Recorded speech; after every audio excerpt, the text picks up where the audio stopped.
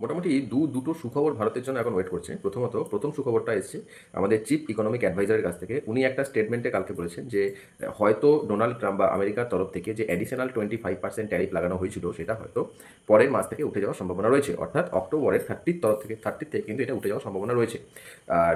এবং এটা বলার কারণ হচ্ছে যে প্রথমত আমেরিকার সাথে ভারতের যে মানে একটা টাই হতে যাচ্ছে, বাণিজ্য চুক্তি হতে যাচ্ছে, এটা যেমন একটা কারণ। সেকেন্ড কারণ হচ্ছে যে আমেরিকাতে কিন্তু একটা ডোমেস্টিক একটা প্রোটেস্ট শুরু হয়েছে, যেখানে যে 25% মানে 50% ট্যারিফ লাগানোর পরে আমেরিকাতে ভারতীয় পণ্যের যে দাম বৃদ্ধি হয়েছে বা যে পুরো ট্যারিফের জন্য যে দাম বৃদ্ধি হয়েছে সেটা নিয়ে কিন্তু আমেরিকার জনতা একটুখানি খেপে গেছে। দু নম্বর যেটা সেটা হচ্ছে ইউরোপিয়ান ইউনিয়নের তরফ থেকে। ইউরোপিয়ান ইউনিয়নের তারা নতুন রোড ম্যাপ বানিয়েছে ইন্ডিয়ার জন্য।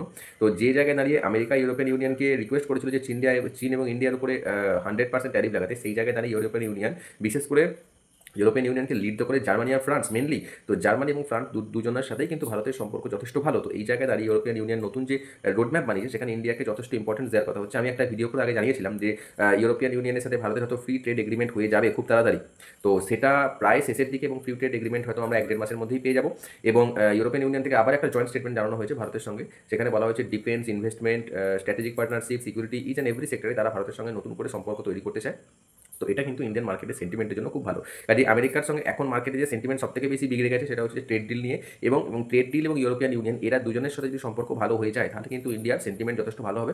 তার কারণ ভারত যে পরিমাণ জিনিসপত্র এক্সপোর্ট করে, ঠিক আছে, সেখানে ইউরোপিয়ান ইউনিয়ন এবং আমেরিকার নাম প্রথমের দিকে আছে, যাদেরকে ভারত এক্সপোর্ট করে জিনিসপত্র, মানে মাল বিক্রি করে। কাজে এটা যদি আমাদের সঙ্গে হয়, এটা যদি আমরা আমেরিকা এবং ইউরোপিয়ান ইউনিয়নের সঙ্গে যদি সম্পর্ক ভালো হয়, তাহলে সেক্ষেত্রে কিন্তু ভারতের মার্কেটে একটা বড় সড় তেজি আমরা দেখতে পাই।